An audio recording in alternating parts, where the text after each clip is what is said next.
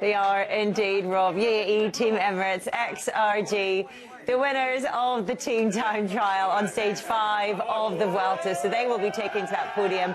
Lots of celebrations here amongst the team. A team that come with lots of expectation as well. High ambitions for the general classification. They haven't done themselves any problems today, have they? But Jonas Vingegaard, the man, back in red. Adam, what did you make of all of that?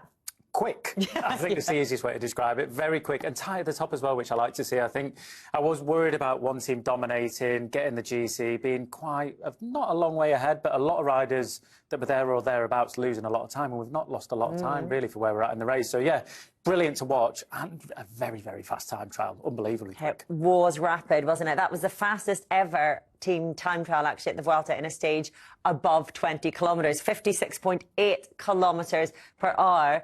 So full credit to UAE, but what a comeback from Visma Lease bike. Yeah, they about 18 seconds down halfway, yeah, but they pulled it back. It's super respectful. And remember, they didn't back themselves for this. They did the best we can, but without Axel Zongel there, losing one key rider who apparently was really effective earlier in the year in the Paris-Nice team time trial. They said they'd struggled to win it, but that was a super performance. They really dug deep. And, as you say, have moved Vingegaard back into red. So they are a real force to be reckoned with, despite being depleted. There we go, 7 seconds down, 8 seconds down on UAE Team Emirates, with one man down from the start.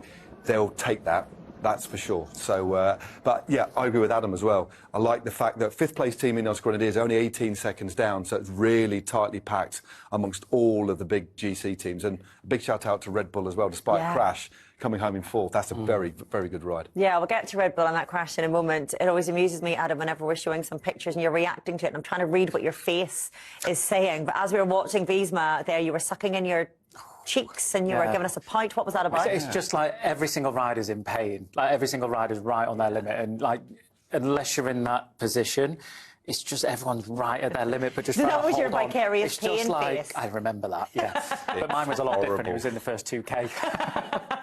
And hanging off the back for the rest of it. Well, Matteo Jorgensen has now managed to move himself up one spot after that. He is now in 7th place, still 16 seconds back. And we have a UAE 2-3-4.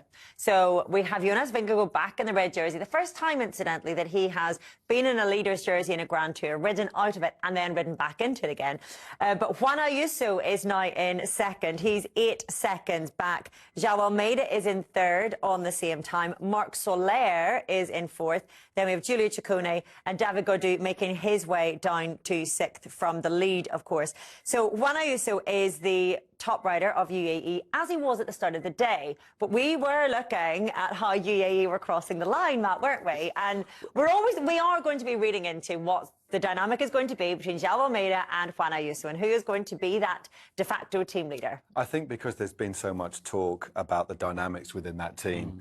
And those riders. Yeah, and the power struggle between Almeida and Ayuso, it's been out there. There's a lot of talk about that. And if you really dig deep on the internet, there's some very interesting stuff out there. Yeah. But we saw Ayuso leading down the finishing straight. And then he faded a bit, but it was interesting that I thought are they going to let Ayuso actually take the win, as in terms first across the line of the team, and had they gone into the lead and won it by enough so that Vingegaard wasn't in the lead, it would have been him in the jersey, but it's Almeida that actually crossed the line first, and that was just quite interesting. I might be reading a lot into it, but the fact that they're stacked at the top makes this even more interesting a proposition. There we go. I mean, remember, it's the last rider across the line. I think it was Soler, actually, was the last rider across the line for that squad. There's Bjerg in 2nd. But it was interesting that Almeida just nudged in front of Ayuso. Again, a tiny, tiny detail in the grand scheme of things, but both of those riders want to win the Vuelta. But this is what I was going to say, Matt. I'm not going to have you downplaying this, because I know you're also trying to be very diplomatic and you're trying to negate any accusations of reading too much into it. I don't think we can read too much into this, really, because they have put themselves in this position where they're very clearly saying, I'm leader, no, I'm leader. They've had their beef in the past, and we've got them rolling to the line of a team time trial. Who crosses the line first in that team? It does matter, because it can decide who's going to be in the red jersey. If they've made their move first, then it's going to be very hard to dislodge that leadership. There'll be clear instruction. Start of the day, there'll be clear instruction. Yeah, 100%. 100%, they will know who they want to be across that line. So who was their instruction for then? Almeida, for sure. For sure, they have to decide at the start of the day, and they can't have both of them sprinting against each other. Like any team that I've been in, you always have a clear leader across the line, and it's the person that what you want to get across the line first will normally go across the front. You look at all the teams that came in with Jonas, he crossed the line behind Jorgensen, actually. But normally there would be that case where you say... But we have seen plenty of occasion in the past where we might hear that there was one instruction at the start of the day and it wasn't necessarily adhered to by the end of the day. I mean, the Giro was classic, classic part of that with UAE. I don't know with this team, you know, it's... I really don't want them to go into the Giro with the same mentality as like the let's do the talking, the Vuelta, sorry, as they did in the Giro. I just think that they lost the Giro through a lot of wasted energy from who is that leader who's not against Del Toro. Del Toro maybe waiting, not taking as much time as he could have. And then in that final stage, God knows what happened when Simon Yates took the pink jersey. I hope they've learned from their mistakes and they back one horse rather than thinking, OK, they're both there or thereabouts, let's let the legs do the talking. There or thereabouts is great, but still have you one leader that you look at. Is there ever a lesson to be learned, though? Time and time and time again, we see teams coming in with 2 cards to play, 3 cards to play, and always saying, well, let the road decide. Yeah, I think they've gone in, whatever the rhetoric is, whatever we've heard, both of those riders want to win this, and the road will decide. And again, and tomorrow is going to be the first opportunity for us to really get a sense of who's got the climbing legs, because it's a big, big day. I know we'll talk about that in a bit, but it's a narrative that's going to run and run. And an interesting for me isn't so much the riders themselves; it's managing that, and that's what they struggle. That's what UAE struggle with at the Giro is managing that. So they need strong management.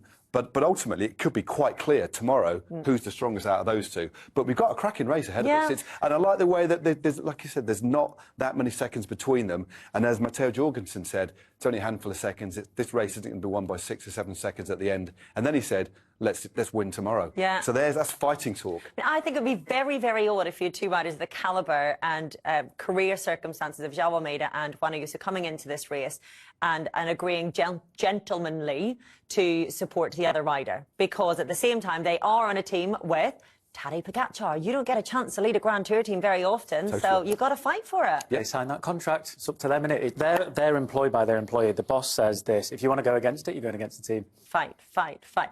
Shall we hear what... If you go back all the way to, I think one that I really remember is Bradley and Froome.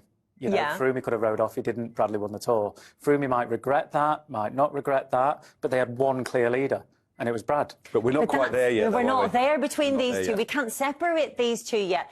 They came into that Tour de France with Bradley Wiggins being the clear leader. UAE have not come into this race. They very specifically said, even though João Almeida said, this is my opportunity to lead this team, UAE management said, no, it's co-leadership. They have not said that one rider deserves the support of the other over their rival. I think you're softening. Do you know what? The way that Jonas is going and the way that Visma, I think, are going to ride, I think it's going to be who can follow Jonas. I think that's going to be clear. I don't think it's going to be a case of first mover. I think it's going to who can follow Jonas on tomorro's finish. What if that would determine? Yeah, of course. Well, it's a moot point, isn't it? I mean, the leader will be the guy that finishes closest to Vingegaard. I think we'll see that quite early. But Rob Hatch is listening to us from our commentary booth, and he's just patched through to say that regardless of whether Almeida finished in front or not, because Juan Ayuso started the day a position ahead, he would have ridden into red anyway.